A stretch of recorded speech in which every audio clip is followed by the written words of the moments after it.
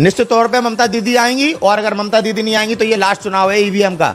इसके आगे ईवीएम पे चुनाव नहीं करा पाएगी देश में भारतीय जनता पार्टी। ये देश प्रधानमंत्री से नहीं चलता है, ये के बाद के बाप नहीं है भारत के प्रधानमंत्री और ये गुंडा आपके देश का तड़ीपार गृह मंत्री। इस देश की जनता जनार्दन मालिक है और हम वोटर ही मालिक रहेंगे। और ये ईवीएम हमको बना रहा है गुलाम, ईवीएम हमें मालिक से बना रहा है चौकीदार, नौकर। और आज देश की जनता को ईवीएम फोड़ने पड़ेंगे। जब 2 मई को अगर हमारे बंगाल में अगर हमने पाया कि हमारे साथ ईवीएम ने विश्वासघात किया है, या तो चुनाव दोबारा होगा या इस ईवीएम को फोड़ देंगे, या उन लोगों को भी हम नहीं छोड़ेंगे जो ईवीएम के हिमायती हैं। ममता बनर्जी ने भी बयान दिया है, उन्होंने कहा कि हम धांधली हो रही है, हमारे साथ नाइंसाफी हो रही है, लोकतंत्र की हत्या हो रही है। बिल्कुल चुनाव को नहीं मानेंगे अगर हमारे साथ न्याय नहीं होगा। ऐसी प्रक्रिया को जो देश को गुलाम बना ले हम कतई नहीं मानेंगे। हम ईवीएम से बहिष्कार पूरा देश कर रहा है। आखिरकार क्या कारण है कि नरेंद्र मोदी की सरकार हमें ईवीएम पर मतदान करने पर मजबूर कर रही है? हम देश नहीं गुलाम बनने देंगे कि ये ईवीएम पे झूठे लोकतंत्र का यहाँ पे हवाला देके और ये हमारे देश में अपनी आधिपत्य और बहुमत वाली सरकार बना के जनता की आजादी के अधिकार छीन ले और संविधान कॉन्स्टिट्यूशन पर हमला कर रहे हैं।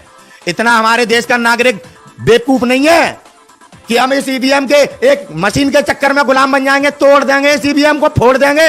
ये चुनाव आयोग में बैठा भगवान नहीं है अरोरा, और ये देश का प्रधानमंत्री नरेंद्र मोदी भी भगवान नहीं है, इंसान है।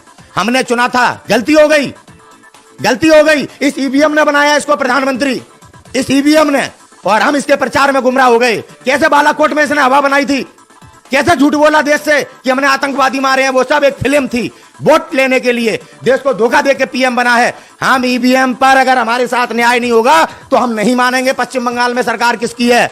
चुनाव आयोग की आज परीक्षा है कि चुनाव आयोग पूरे देश को बताए कि चुनाव ईमानदारी से हो रहा है।